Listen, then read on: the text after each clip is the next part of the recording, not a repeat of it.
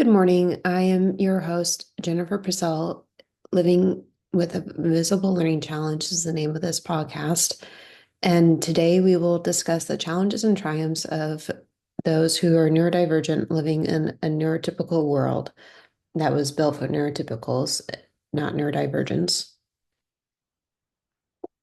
And I hope that this podcast will not only open up your eyes to the challenges that neurodivergents have, but also the ones that maybe neurotypicals have that we can share with you, even if you're not neurodivergent.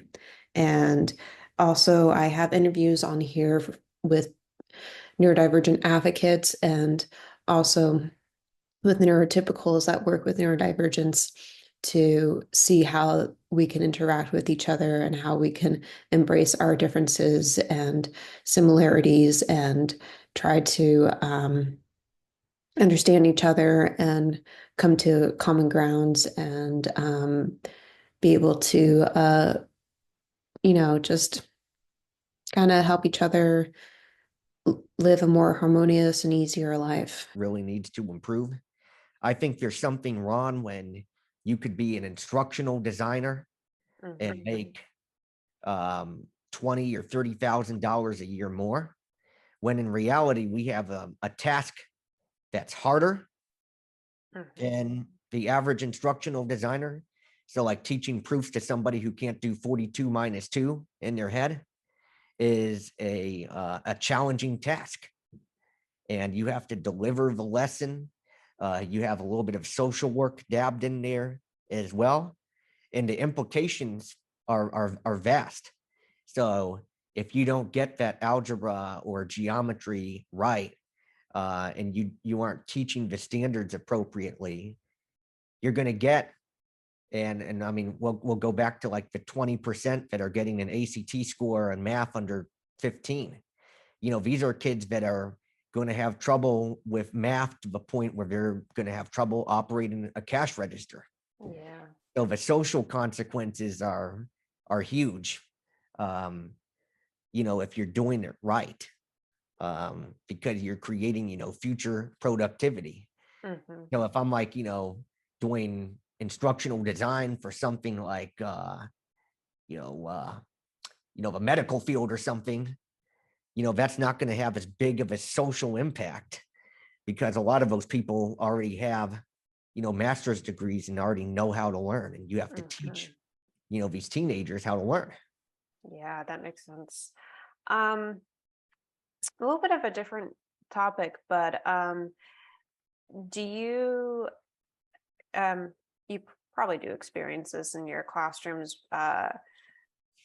where um like with bullying, if there's is bullying kind of common in your classroom or not? Um, I mean, there's always teenage drama. Mm-hmm. That's just the nature of teenagers. I think Heron is kind of a place where, I mean, we have students from so many walks of lives. They have to coexist with each other, Yeah. and they have to learn how to coexist if they want to have, a full spectrum of clubs and activities. Um, I will say, there was a day where there was some particular gossip in one of my junior classes last year. Mm-hmm. Um, and I immediately, shut that down. And I said, we're not going to have, comments about other students in here. Mm-hmm.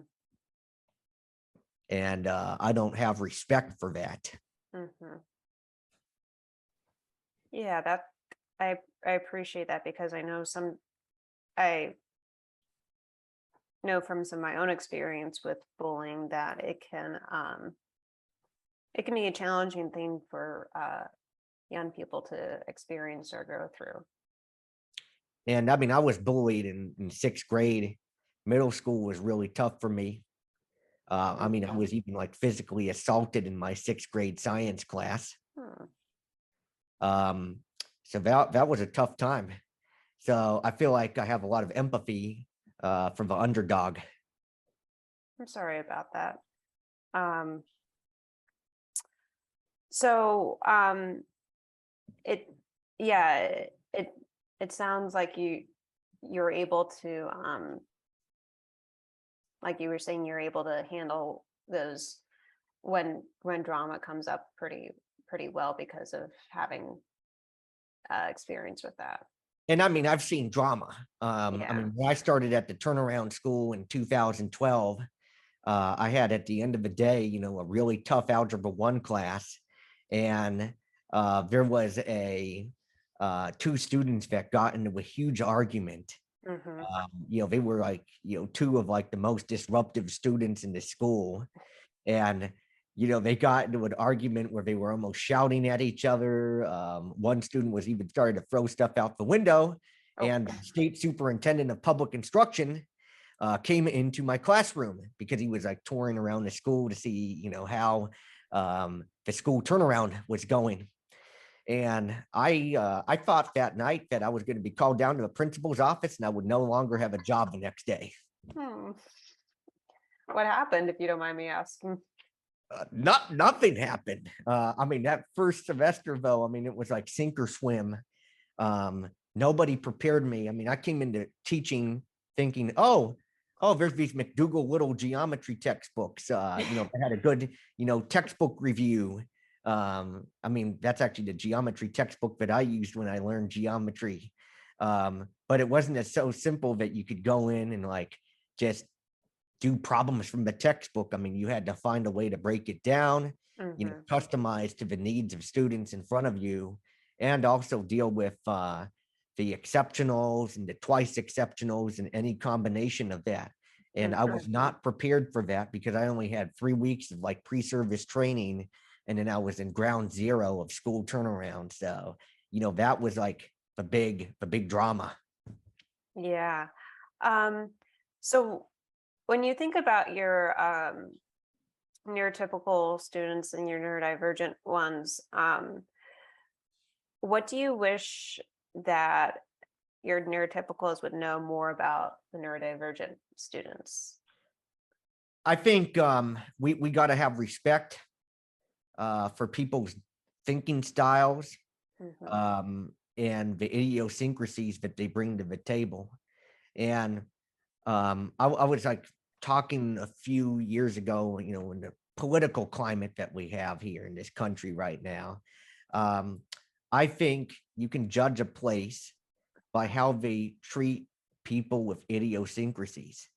When I was the sixth grade being bullied, Mm-hmm. idiosyncrasies were frowned upon. But when I spent my 4 years at Oberlin, idiosyncrasies were cool. Mm, And it was actually a really cool thing to even be neurodivergent. And they brought their own quirks. They mm-hmm. added and they enriched the community, and there was a lot of creation and new ideas. So I'd like for my neurotypical people to have more of that Oberlin spirit rather than, the sixth grade, um, middle school bullying spirit. Yeah. And, we have to teach that by giving all of our students good experiences. One of our pillars at our school is engaging them in the timeless content and ideas and engaging them in the urban community. Mm-hmm. So we introduce our students to things that are going on, even in the urban neighborhood near downtown Indianapolis around them. Mm-hmm. That makes sense. And then reverse it to what would you want your neurodivergent to know about your neurotypicals? Well, I mean, it depends on what the neurodivergencies are. I mean, I Right. think no neurodivergent student is the same. And I've seen, Exactly. the full spectrum. I mean, I have some neurodivergent students that fit in beautifully, even rise up and be like leaders. And then I have some that, have, a ways to go with Mm-hmm. social skills or academic skills. But what I like for all of my students to see, including like many of the neurodivergents, thinking about students who are most successful, what behaviors are they doing? Mm-hmm. Um, that are getting them, what they need.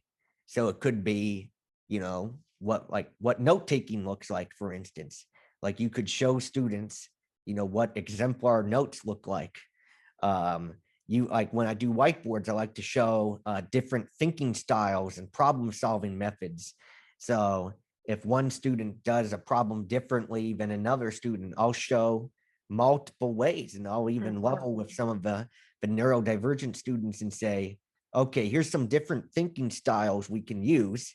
Or if I'm like helping them in an office hour, I'll say, I'm going to run through a few different ways and you tell me which way you like best. Mm-hmm.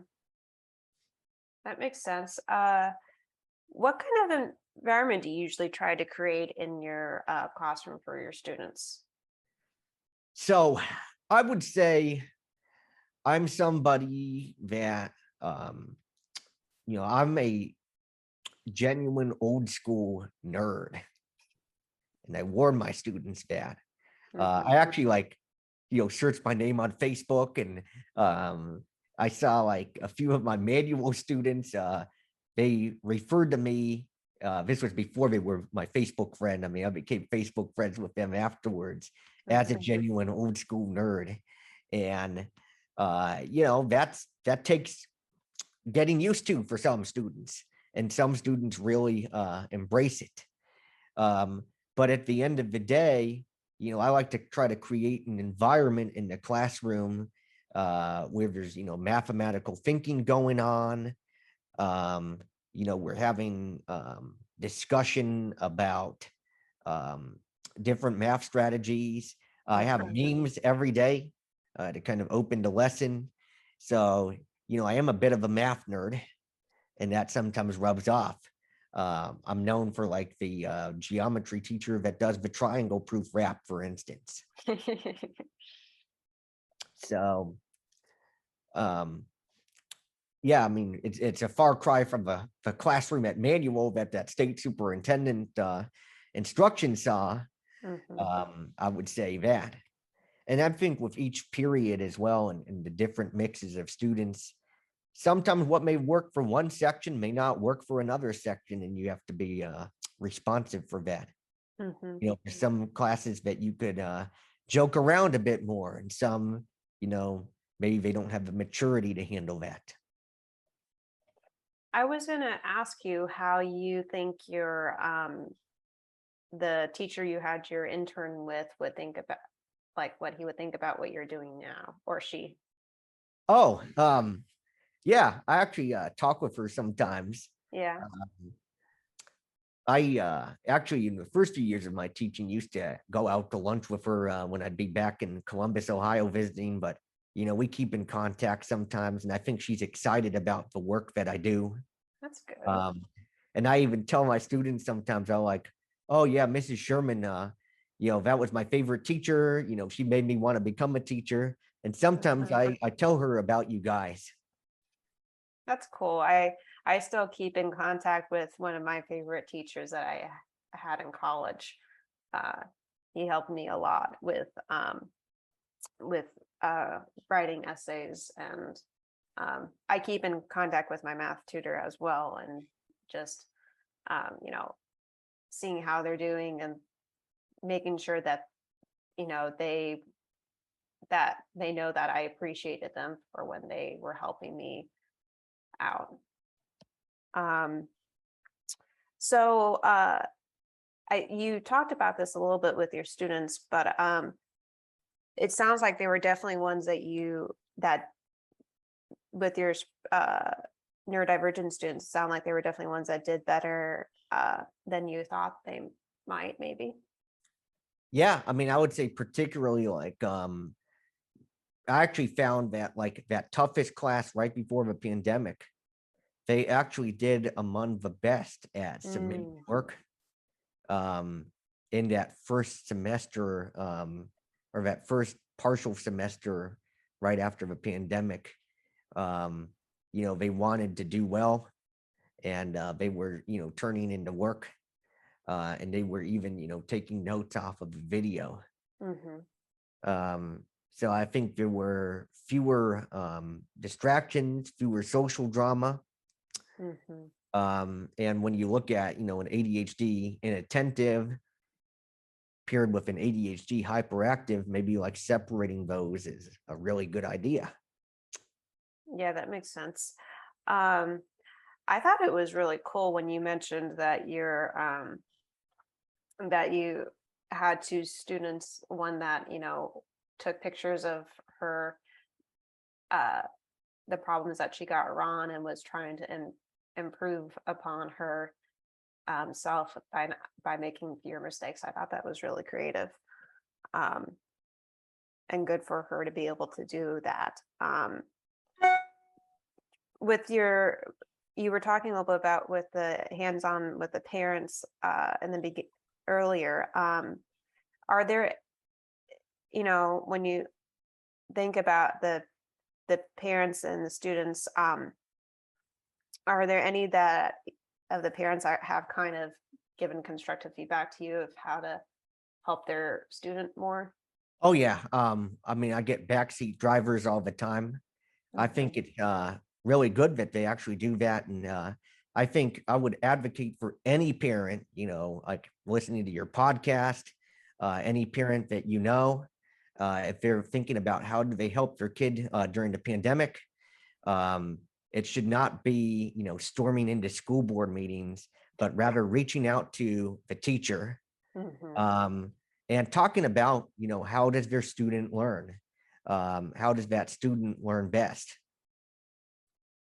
Yeah, that I think that's definitely a good suggestion. And um is, not only how they learn best, but um, trying to maybe think of um being able to teach them and meet them where they're at, right? Yeah, I'll give an example. Yeah. I had a student, he was on the spectrum. Mm-hmm. Um, also had, I'd say, processing speed issues too. But also potentially, high ability or near high ability. So I get an email from his mom, maybe about a month into the school year, saying that he's bawling his eyes out, taking notes. Mm. And I come up with the clever idea of screenshot notes. Mm-hmm. So where they literally take a screenshot of the completed example and just write a few bullet points to summarize. So if you have a kid with like, poor processing speed and it's tedious for them to write stuff down, why not take a screenshot so they can have it in an organized place Mm-hmm. and then be able to kind of think about the example a little bit by writing bullet points. And Mm-hmm. he actually added some color coding into his document. He made formulas very clear.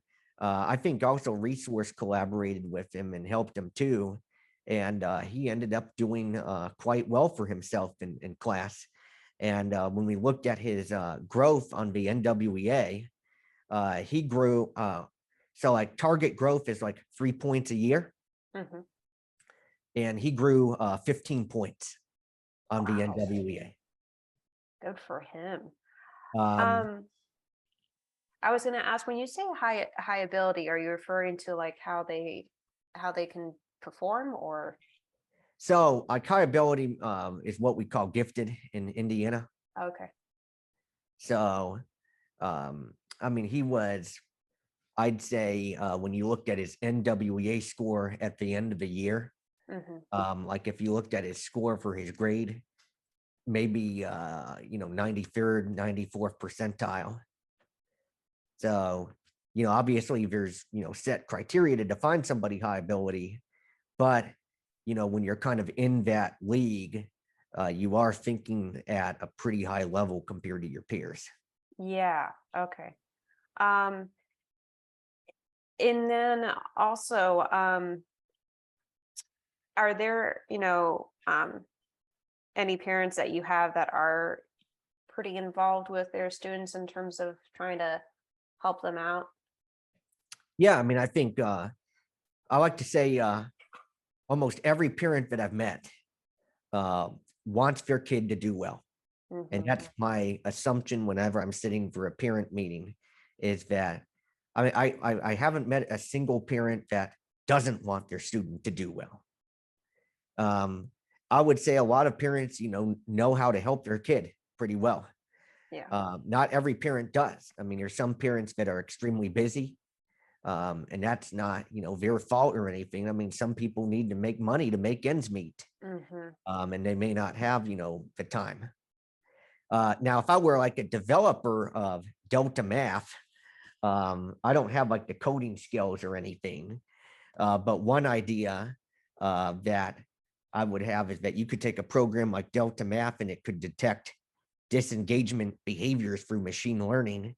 And it Mm. could actually like text the parent and saying, your student is exhibiting, disengagement from the class. Mhm. Um, Please click on this link to send the teacher an email. And it would be like a form email that could be sent to the teacher, and then it could kind of like begin like a communication between parent and teacher. That's just a wild idea that I have. Yeah, that's kind of cool. Being able to initiate that between the parent and the teacher. Um, how many students did you have that graduated this past year? Well, let's see, in the school, we have about 250 Hmm. in graduating class, maybe And then 250. how many of those were your own students? So I teach geometry mainly. So Hmm.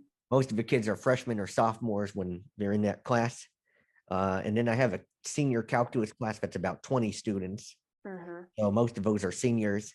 That class has a demographic of kids that already passed pre-calc, so they're a little bit ahead in math, but they don't want to take the AP exam.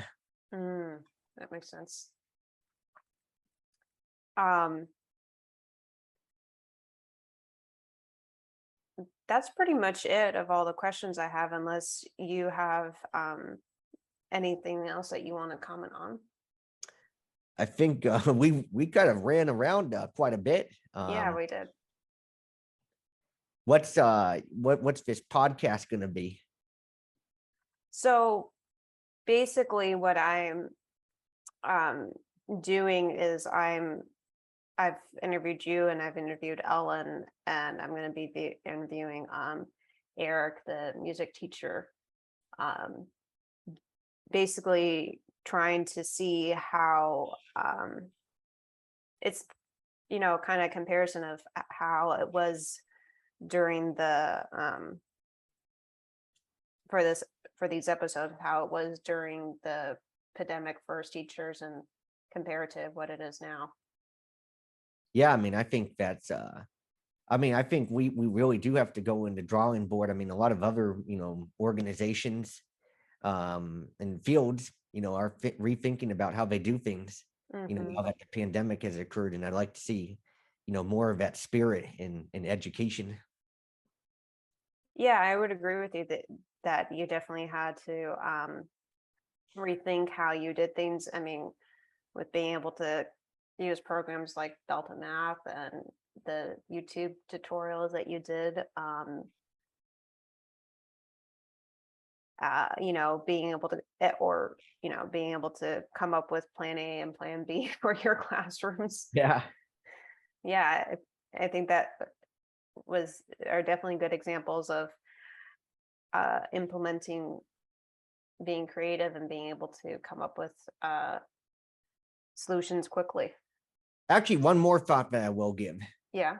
Um, I may be of a minority, Hmm. but I actually found it more pleasurable to teach, um, these past few years than before, because there's kind of an environment, during the pandemic, rather than having like, preconceived expectations of what the job would be. Hmm. Um, Being a flexible thinker, was kind of rewarding. And, people had an understanding that things wouldn't work 100% of the time, and that it was okay that things wouldn't work 100% of the time. Hmm. So I think when you're kind of in an environment where, there's not to say like the expectation should go down, but there's more patience with things not working out perfectly. It actually feels less stressful. Yeah, that makes sense. Like you were saying, trying to be more flexible and I think also resilient to be able to, you know, um, to and creative to be able to think about how to handle those situations. Yeah. So thank you for letting me interview you. I had fun asking questions and learning more about your teaching and your students. Well, thank you for having me on. So you're in San Francisco? Hopefully, what you can do with these episodes on this podcast, Living with Invisible Learning Challenge, I would like to challenge you to journal about the episodes and just see what you learn from them.